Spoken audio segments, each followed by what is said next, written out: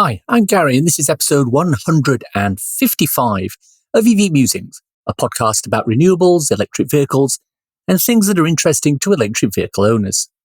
On the show today, we'll be looking again at charging solutions for those who can't charge at home, and in particular, if you have a lot of vehicles that need guaranteed charging overnight, but no home chargers to do this.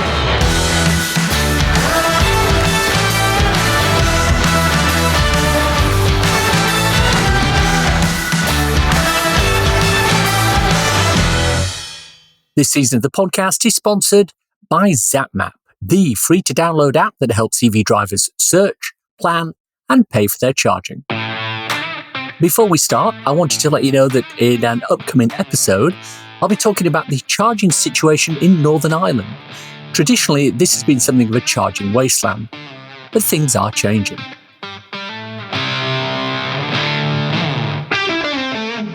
Our main topic of discussion today is destination charging, or overnight charging, or any sort of charging which is not primarily related to finding a big powerful unit and sucking down hundreds of kilowatts of juice in a short period of time.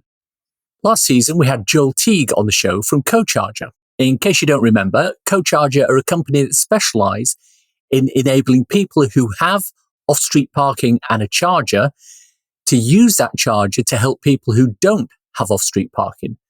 You sign up as a host if you've got a charger, and a chargee if you don't, and the app matches people up in the same area. That's a great little solution that's really gaining traction, but there are others out there with subtle differences. To talk about one of them, I'm joined by Mike Strahlman from the EV arm of Just Park. For those of you who don't know who Just Park are, they're a company. Well, I'll let Mike explain what Just Park do. Just Park as a business is about 16 years old, and they were formed to be a marketplace for supply and demand matching for parking. So if you think about the Airbnb for parking, over the years, Just Park has expanded into B2B parking management, a payment ecosystem for public parking, et cetera, et cetera. And in the past 2 years, Just Park has been thinking about, well, how can we as a company support the electrification transition and the transition to EVs? Using those superpowers of supply and demand matching for parking and bringing that into the charging arena. And how we thought about doing that was essentially the first part of this was creating what we call proxy driveways for drivers who don't have driveways at home. And this is the community charging concept. Our product is called Just Charge, and that provides essentially this opportunity for anyone who doesn't have a driveway to book it and guarantee a charge on someone else's driveway overnight. The second product we have is the B2B version of this, which is called Fleet Charge. And this takes the same concept. If you think about the demographics, 50% of the UK population don't have access to a driveway at home. Well, for fleet drivers, we see that that's 75%. And for those that depend on a vehicle to go about their everyday life and their work and their business, depending on the public charging ecosystem can sometimes be a challenge. So what we wanted to do was provide this proxy driveway experience as a guaranteed overnight charge for fleet drivers, and that's Fleet Charge. Right. I want to come back to Fleet Charge in a little while because I have a couple of questions specifically about how that's going to work. But what is it that you specifically do at Just Charge? So my role is the director of EV. So I run the EV business for Just Park. It's sort of a startup or a scale-up within the Just Park business. And so my role is to make sure that we do everything from operationalizing the product to setting the strategy and commercial agenda of the product and getting it out into the market to be used. We've talked with Joel from CoCharger about what he's doing with his company. And at first glance, there seems to be something of an overlap in the way you're doing things and the way he's doing things. So what do you see as the key difference between the CoCharger offering and your offering? Yeah, and look, I really respect what Joel is doing in the market, and community charging as a concept is really, really important as a use case for us in the market to really buy into and to use to make sure that we provide the right landscape of solutions for EV drivers out there. From a perspective of what's different, I would say that there are two core differences between what we're doing and what CoCharger is doing. The first is for our Just Charge proposition, so the B2C proposition, we don't only charge you for your electrons or your energy consumption, but we also charge you for the parking space. And the reason for doing that is, given our history and our background, the parking space is also a core asset that somebody in their home can utilize and sweat that in order to have a supplemental income. So rather than just charging for energy, we're also sharing the driveway. So that's the first difference. The second difference is for our B2B products, we source specific locations rather than just utilize the network. So if you're a fleet driver living in an SW postcode in London, we find a driveway within a 15-minute walk of your house. We electrify that ourselves, and then we provide that on a guaranteed access basis to that driver. So rather than building in a network from existing spaces, we also supply and install our own locations. Right, let's deal with those two separately then. Just charge, business to consumers. So if I understand what you've just said there, you sort of package this together. There's the charging aspect and there's the parking aspect, and it goes together in one. So, for example, I live literally next door to a railway station. So would I be a typical host, for example, and my driveway could be used by somebody who wants to head up to London on the train, so they can park their car in my driveway. I would charge them for that. They could also plug in and charge their car as well. Is that how it works? Exactly right. And you gave a really interesting example there, because your space would be equally attractive to both an EV and a non-EV driver. A non-EV driver might want to use that space because they're a commuter rather than just to charge. And I think what's really interesting is that we find, if you drew a Venn diagram of the types of typical parking spaces for, let's say, commuters, and the typical parking spaces that would need for folks who need to charge but don't have their own driveway, there would be quite some difference between those. And what you're seeing here is that EV drivers may have in the future a different use case than just the destination or what we're calling base type drivers. And why I say that is the commuter landscape may be suitable for both EV and non-EV, but if you don't have a driveway at home and you need to charge, you may actually just need to park around the corner from your house. And so that's different than what would be typically consumed by the parking ecosystem, if that makes sense. Interesting, because I drive up past the car park for the railway station, and there's one car that always makes me smile. The guy spent 80, 90, £100,000 on the top of the range Porsche Taycan, and it literally spends 10 hours a day, 5 days a week, parked at the railway station while he goes up and works in London, so he can afford enough money to pay for the £100,000 Porsche Taycan that sits at the railway. So, I'm looking at him and I'm thinking, well, I wouldn't mind having that on my drive 5 days a week and then, plug it in, because, he can't live that far away from the railway station because, I'm on a main line. There's stops every 5 or 6 miles. So it's not like he's traveling in a great deal of distance. But, to be able to park this close to the railway station and get a fully charged car when he comes back, I could see there's definitely going to be an appeal to someone like that.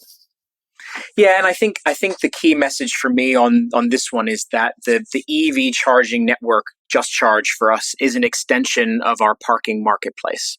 And when I talk about our parking marketplace, again, this is the core business of Just Park. We have 50,000, residential, domestic kind of locations that people have listed on our platform, and around 10 million community members or drivers who have engaged with the platform to park, if that's in the public sense, but also to then rent these Airbnb parking spaces.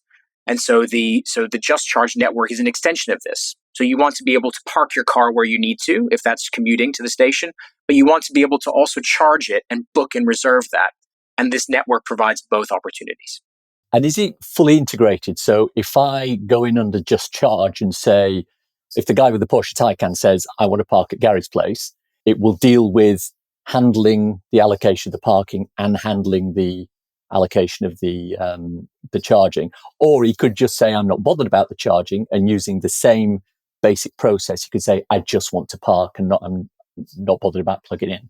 Is it all integrated that way? Yeah. It is. So if you open up our app, there's a toggle in the top right of the screen that allows you to switch on and off the EV listings. So if you want to find a specific EV space, that basically is a filter to say, look, these are only these are EV spaces that you can park and charge. Otherwise, you turn that toggle off and you see everything. The way that our payment gateway and our booking interface works is that if you do book an EV location, you pay for the parking up front and you pay for the charging after when the session is over. And all of that's done through one seamless interface. Which brings us very nicely onto the whole topic of pricing. How is the pricing worked out? What's the basis on that? clearly in the market, there are A, the cost of living crisis, but B, of course, the energy crisis in terms of pricing as well. What we do is we make sure that the host is kept whole in terms of their energy price, and as a result, we have an algorithm which delivers a roughly 40p per kilowatt hour price to the customer. And what that does is that accounts for most, if not all, tariffs today, and we review that pretty regularly. Because we don't talk to every single charger that's on someone's driveway, we charge you on what's called a dumb basis, so basically by the hour. And so what that means is that the driver is paying a bit of a premium to make sure that they have this guaranteed charge, and the host is always kept whole in terms of their energy price.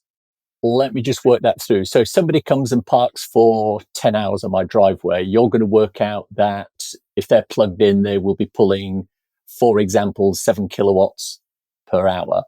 So you'll take the 40 pence a kilowatt hour, multiply by 7, and that's the price they're going to pay for the hour for the charging. Is that how that works? Yeah, I mean, there's a little bit more nuance to it. But fundamentally, yes. So we have the ability to list multiple types of charger. So depending on the power, so you could list a 3-pin and call that an EV charging space on our network. We have a proprietary algorithm which takes that, as you say, that kilowatt draw and the price and the number of hours you park with a series of caps and mechanisms that allow for it to be smart enough so that you're not charging if you're parked for 20 hours, you're not going to pay for 20 hours worth of energy, for example. So if I or any of my listeners wanted to list their charger/parking space, how do they go about doing that? Great. So you can go to the app or to the website, and what you do is you go through what we call our onboarding journey.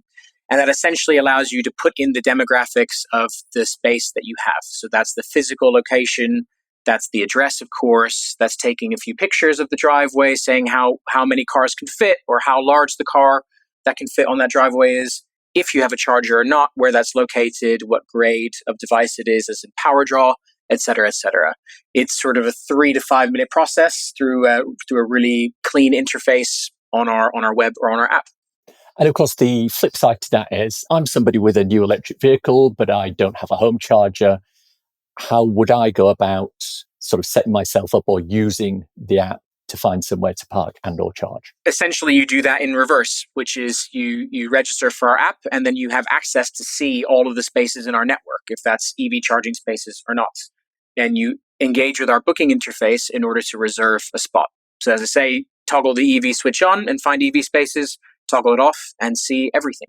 What I should also say is, going back to your question about what a host would do, you also are able to set your own prices for parking. And so for the eagle-eyed hosts who are very au fait with the energy ecosystem and are worried about things like price of energy, et cetera, you have the opportunity to go in and make sure that you are comfortable with the price that is being charged for your parking space. And that's how it works. Let's move on and talk a little bit about the B2B offering, Fleet Charge. Yeah, you've sort of covered it briefly. Take me through again at the high level, the concept behind Fleet Charge. Yeah, so what we're finding is, and again, you may have this experience and I welcome you or the insights you have, fleets that we're dealing with or engaging with as they're making choices to transition to EVs are dealing with not only the fact that they have to buy a new car and engage with a new ecosystem, but also we're decentralizing the concept of hubs. So we're kind of getting rid of the hub and spoke model to some degree for a lot of light duty commercial vehicles. As a result, a lot of their drivers are taking their vehicles home.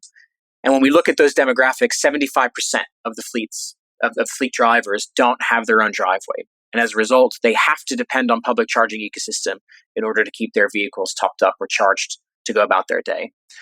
So when we engage with fleets, we receive a postcode of the fleet driver who doesn't have a driveway. We draw a polygon on a map to see what's a 15-minute walk from their location, and we source a driveway within 15 minutes of their house. We electrify that space with a 7-kilowatt charger, and we allocate that to a driver or multiple drivers in that same area. And so what that allows them is a guaranteed charge whenever they need it, associated with their shift pattern and their consumption pattern. Quite a few things come out of that. Let me go back and not necessarily challenge, but clarify. The generally accepted statistic is that 72% of Now let me get this right. 72% of people with a vehicle do have off-street parking. And you've just come out and said 75% of fleet drivers don't have home charging. Can you reconcile those two figures for me, please? Of course. Yeah. So we talk about this a lot when we talk in the public forum. If you look at the general population, again, I may have different numbers than you. You know, between 40 and 50% is the number I'm hearing of people who don't have access to a public a driveway on their own house. That number goes up because if people live in an apartment block or they live in a certain type of house where even if they have a driveway, they couldn't install a charger. So that's how I get to the general population number of 50% don't have the access to put in a charger in their driveway. The difference is, and you asked me to reconcile that to the 75% number I'm quoting. When we look at the demographics of the fleets that we're engaging with, it just so happens that the fleet drivers tend to not have driveways of their own. So drivers who are bringing their vehicles home tend to be parking those fleet vehicles on the street.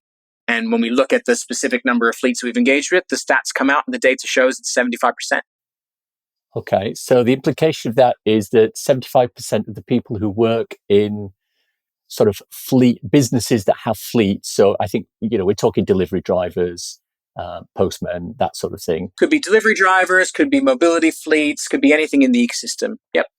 Okay, so 75% of the drivers who work in that particular area live in some of these areas that don't have the places to park their own car. So they may be the people living in the apartments, the flats, the high rise, that sort of thing. That's kind of the implication for what you're saying, yeah? It is. And I think it could be, again, we get the output metric, which is can you install a charger or can't you? We don't get all of the details around where they're living and why that might be the case. But remember, it would be a combination of they may live in a situation or in a building or an apartment or even a house, like a terraced house, for example, that doesn't have a private driveway. They would need to park on the street. They may also live in a building that has private parking, but they're unable to install a charger. And that could be because it's in a shared space. It could be that it's council parking that's been allocated to them. A number of different reasons why that number spikes up. If we look at this focus on fleets, now obviously fleets have certain key requirements over and above private individuals, so guaranteed availability, centralized payments, or at least centralized reporting. Talk to me about how you deal with those requirements.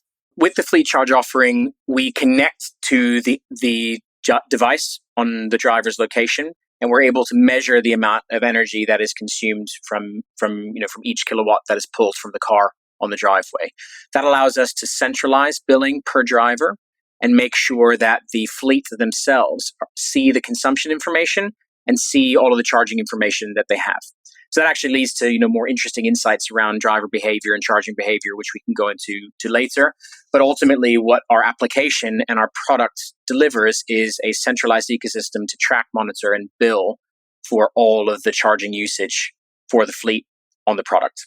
Now, with fleets, you're guaranteeing that the driver starts every day fully charged, no time wasted during the working day. Now, that's all well and good when everything's working well, but one of the sort of challenges that I put to Joel when I had the discussion with him is assuming my driveway is one where you've put a charger in for fleet usage. If I'm doing consultancy work 5 days a week for a specific period of time, like 1 week, it might involve lots of distance driving, and I may not be able to let the fleet driver use my charger that week because I need to be fully charged up for the following day. So how can the system work around that? Yeah, I really like the question because, again, I think it speaks to the differences or the subtle differences between our model and what CoCharger is doing. Because we are sourcing an individual location for these fleet drivers, we are contracting with the hosts to guarantee the availability of that space. That's the fundamental proposition. So typically, actually, we are engaging with households who don't have an EV and they won't need to use the charger. If we did engage with a household who does have an EV and does need to use the charger, they are guaranteeing access to that space with priority for the driver. And that's in a contract. And the way we manage that is we incentivize them with a payment to basically rent or lease their space. And as a result, we can guarantee that availability to the driver. And what is the financial incentive for the person in whose driveway you are putting the charger? It tends to vary a little bit by location. We benchmark it generally speaking for the area based on our parking and demographic data. So we have quite a lot of data on this. But if I were to put a finger in the air and give you kind of the general proposition, what we offer into the market is £1,000 a year to rent the space. £1,000 if you don't have other supplemental income is typically, again, don't take this as tax advice, but tax free. And so that allows the driver to put money back in their pocket in this cost of living crisis for the use of their space.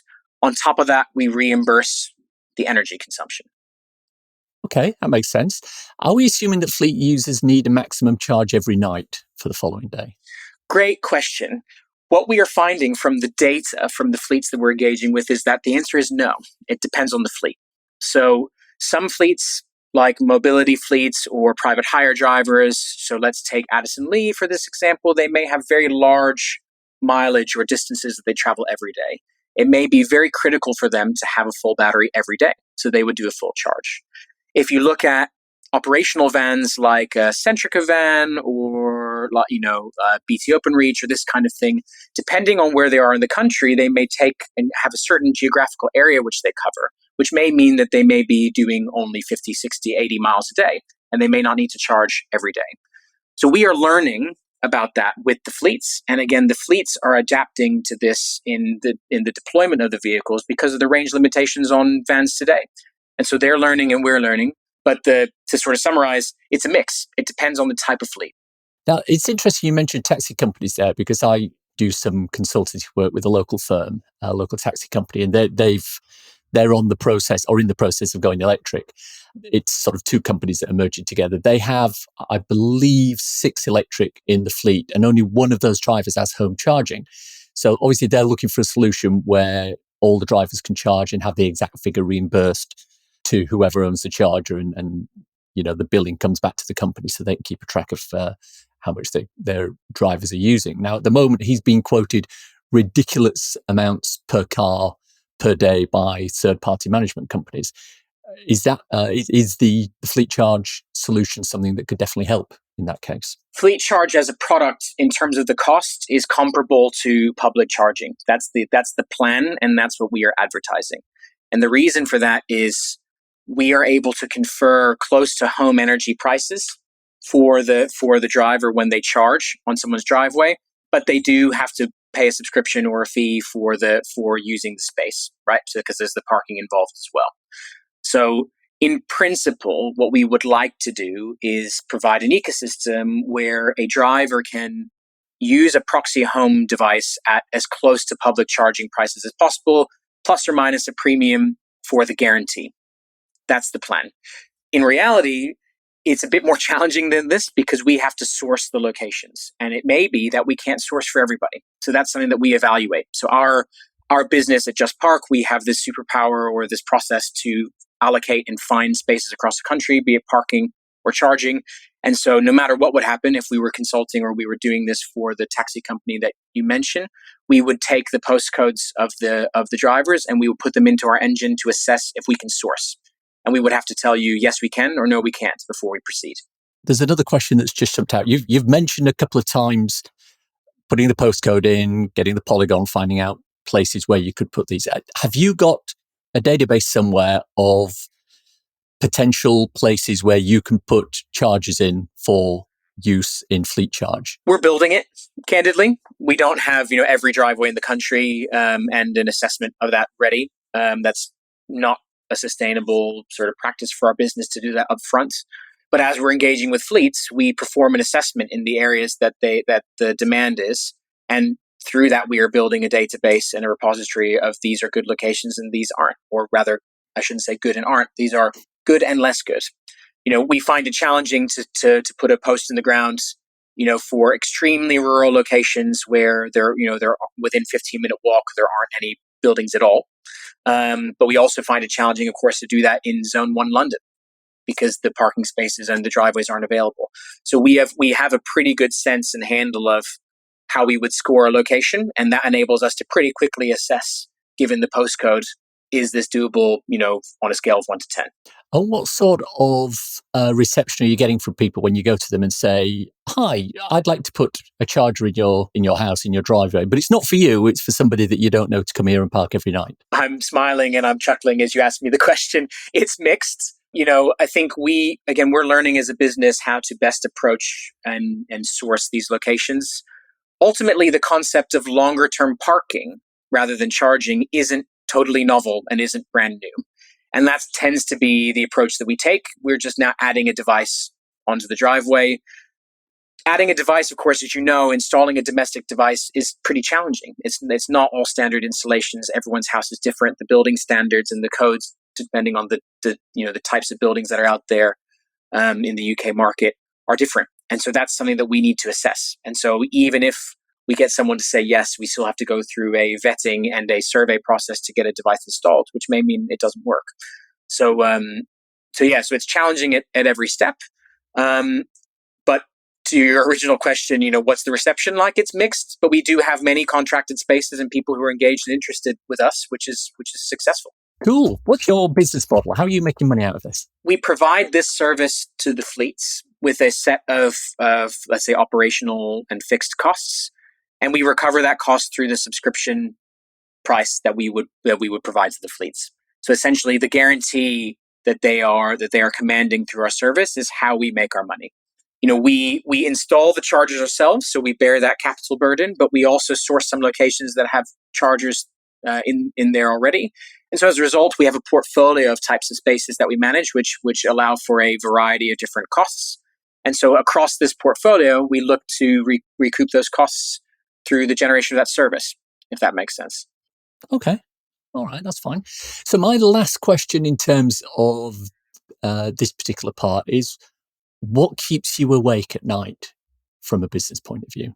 For Just Park or from the ecosystem? Well, whichever makes you wake up in a cold sweat in the middle of the night. Either one of those. I mean, look, the big challenge that we face as a business in getting this product out into the market, aside from the economic headwinds, that everyone's experiencing, as well as the headwinds around vehicle supply, right, for fleets, is that we tend to find that fleets are making choices surrounding what's easiest to go first. And what do I mean by that? I mean drivers with driveways, the kind of the 25%. In your example with the taxi company, who are they going to give the vehicle, the EV, to first? To the gentleman or the lady who can install the charger at their own house, and they're going to experiment and learn with that first.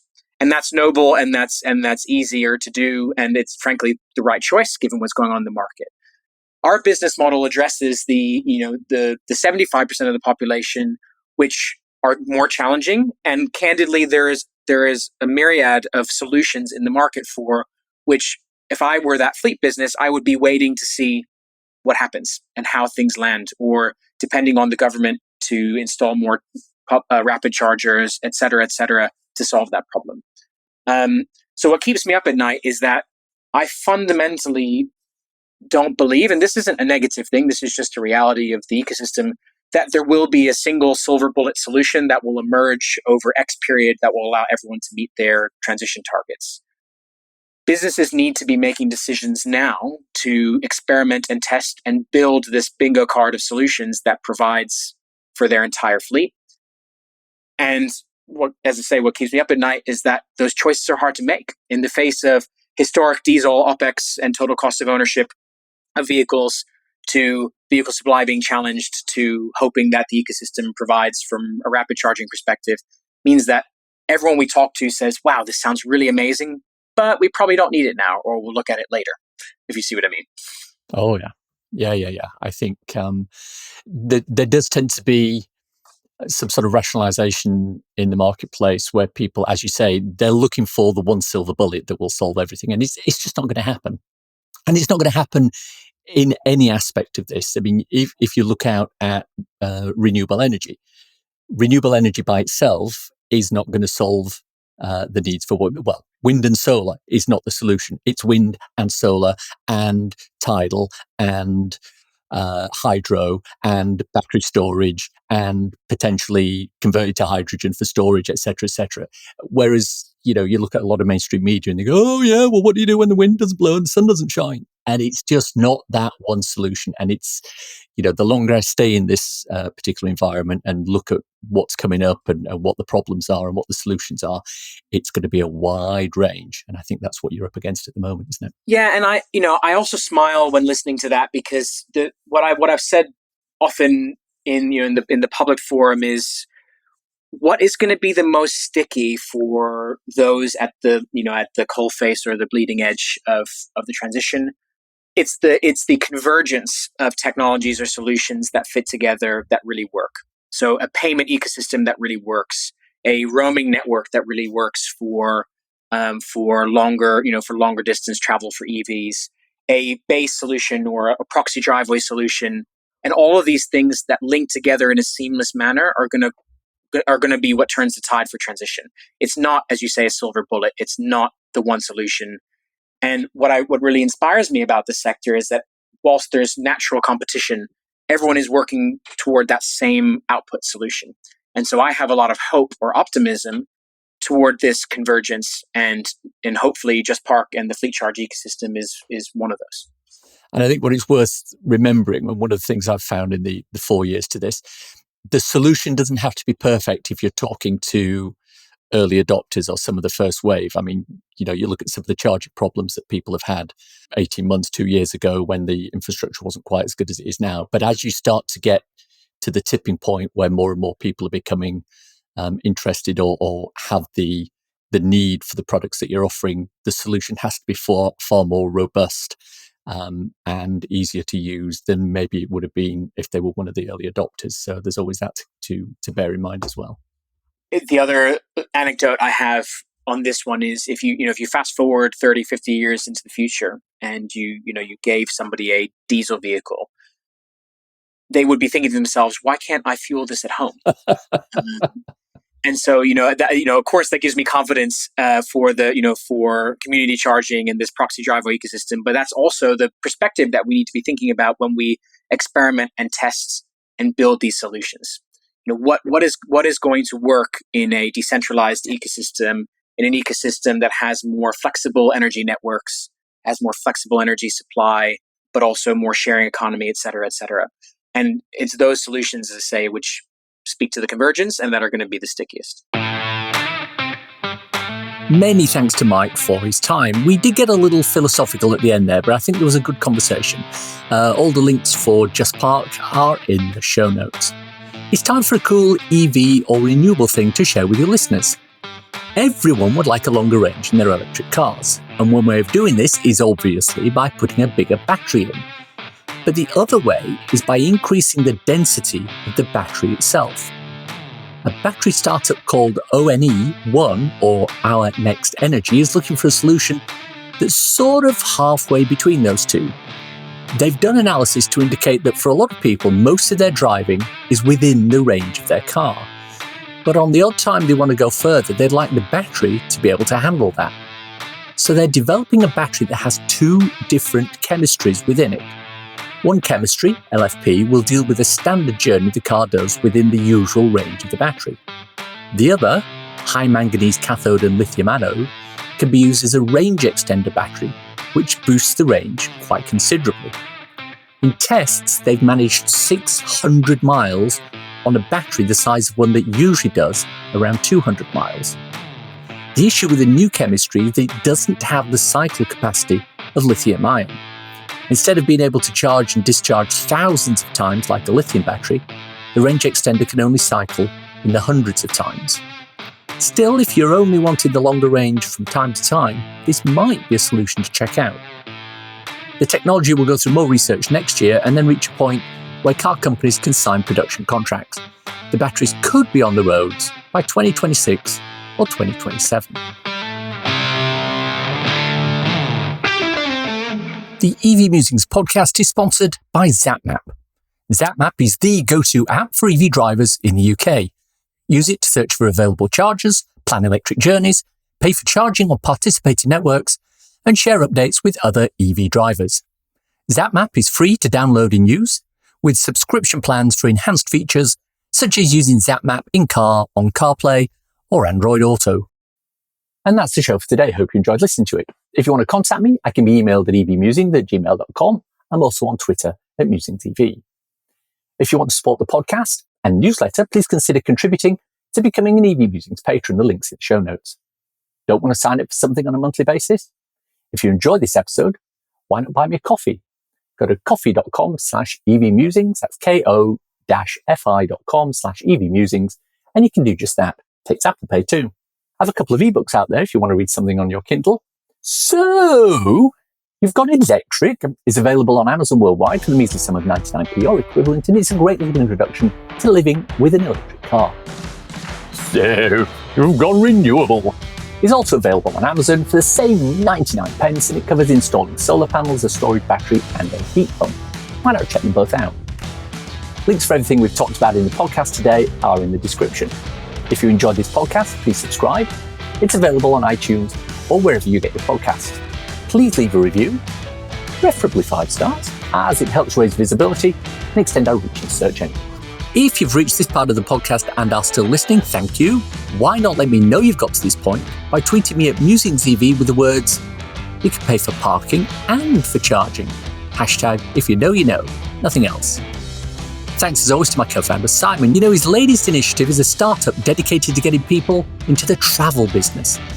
It's branded right the way through, talking about travel all the way from the first interaction right through to leaving the company. So you can go to the app or to the website, and what you do is you go through what we call our onboarding journey. Thanks for listening. Bye.